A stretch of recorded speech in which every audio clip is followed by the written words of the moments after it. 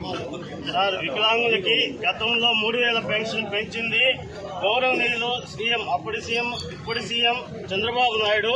అదేవిధంగా ఆయన పదవి బాధ్యతలు ఈ 2024లో చేపట్టిన తొలిసారే వికలాంగులకు ఇచ్చిన మాట ప్రకారం 3000కి 3000 6000 పెంచి ఇచ్చి మా భవిష్యత్తుకి ఒక బాటలు వేశారు. ఆయనకి కృతజ్ఞతగా నేను నాకు వచ్చిన 6000లో 3000 రూపాయల పెన్షన్ మా శ్రీధర్ రెడ్డి సార్ ద్వారా రాజధాని నిర్మాణం కోసం ఇవ్వాలనుకుంటున్నాను.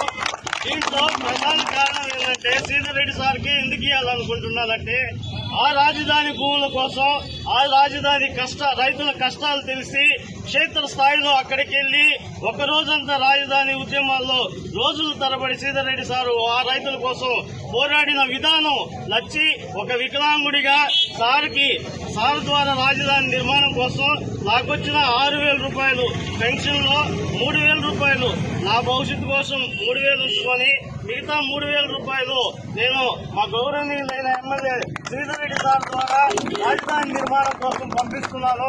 ఆ రాజధాని నిర్మాణంలో కీలక పాత్ర వహిస్తున్న శ్రీధర్ రెడ్డి సార్కి మేము ఎప్పుడు మా నియోజకవర్గం రూరల్ నియోజకవర్గం 23వ డివిజన్ తరపు నుంచి రుణపడి ఉంటామని చెప్పని తెలియజేస్తున్నాం. ఇది మేము సీనన్న మదన్న ద్వారా వాళ్ళ ఆధ్వర్యంలో మీకు అందజేస్తున్నాం సార్.